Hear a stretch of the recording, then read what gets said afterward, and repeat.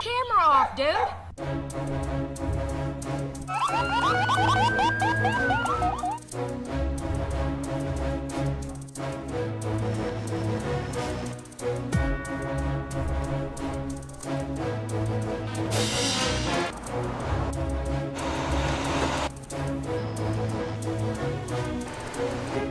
Can I call your coach?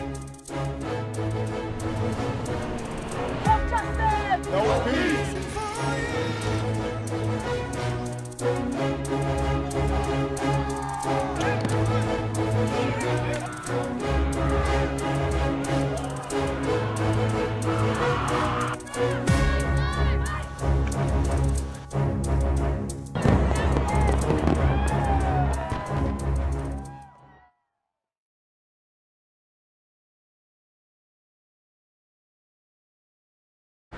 We're here in remembrance of Michael Brown tonight. No justice! No peace. We think that it's not a real problem, but it is not okay. Hands up! Don't shoot. I think it's important to stand in solidarity. But the system is set up for you to get out and fail. We are trying to put an end to this police brutality. Hands up! Don't shoot. To me, to show a sign, to stand for a moment of silence. If you will all, just for one moment, join me in a moment of silence. Thank you all.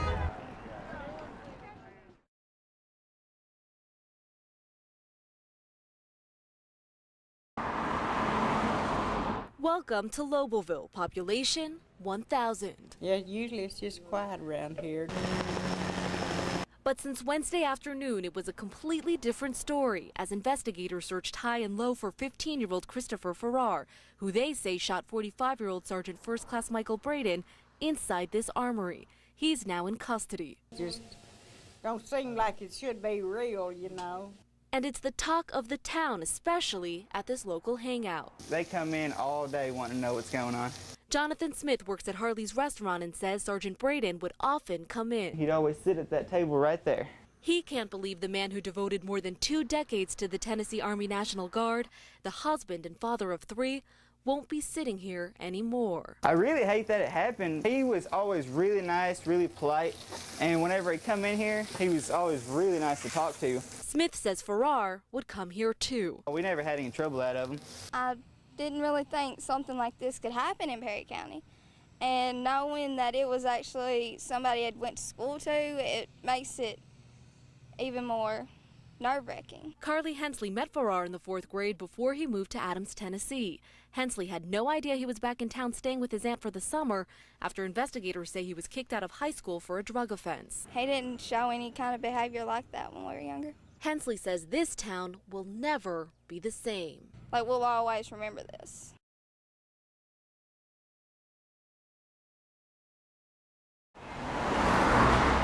By definition, a goal or a dream is the object of a person's ambition. We all have dreams, but during the speed of a typical day, we can forget them, rarely share them.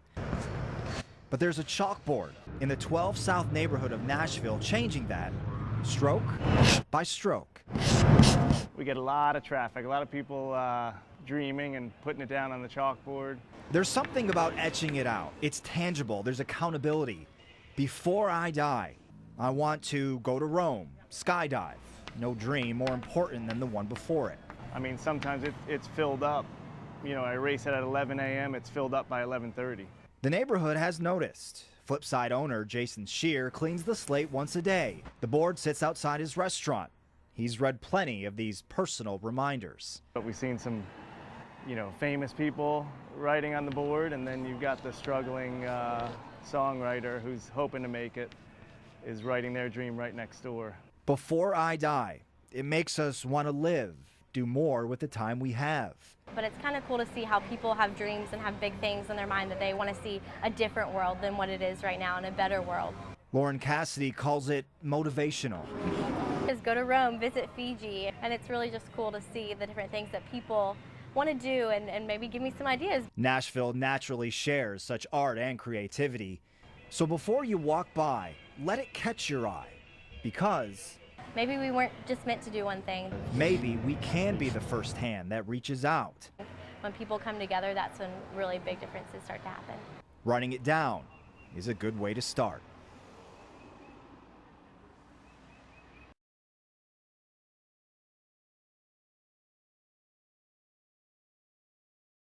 Hello, 911. Saturday, September 13th. Fire breaks out at the Shelby Apartments on South 10th Street. Oh my God. It's pandemonium. Oh my gosh. As a 10-year-old girl flees from this burning apartment. It's a lady on fire. She's screaming for help. Please tell me she's on fire. Getting the attention of residents like Emmanuel Brown. I didn't really know what to do then, and it just popped. You gotta help her. You gotta help her. The grandfather rushes up these stairs. Go up here. I run. Where he finds his friend. He's sitting right here. 70-year-old Sue Dunn. She's on fire. Burning. Burning. I mean, completely. Everything is good. I'm like, okay, what do I need to do? And her clothes is burning. I gotta take them off. I don't care. Whew. She was just like this. She couldn't say nothing, but she was looking at me. I said, oh Lord, I gotta do something. Took her socks. I got burned. I didn't care nothing about no fire. We picked her up. We took her downstairs.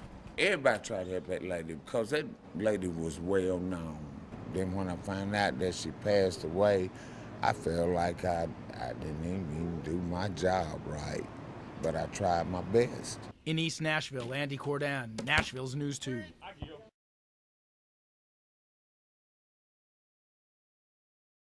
And you don't have to be an angel to sing harmony.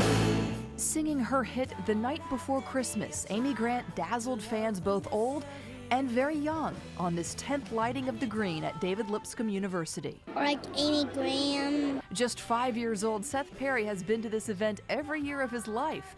It's a favorite family tradition. And this is kind of our kickoff for the Christmas season, so doing it here with the family and a lot of people we know is a special time. The event starts early with the Music City Strings, a merry marketplace, hot chocolate, and photos with Santa. I asked him for a new train. Then the choir and new artists like Danny Goki take the stage. This was my hometown now, and to be able to sing with, Vince Gill and Amy Grant and all the other people who are represented here. Because of the weather, most folks watched the main event from inside the Allen Arena. The lights are on, and so is Christmas at David Lipscomb.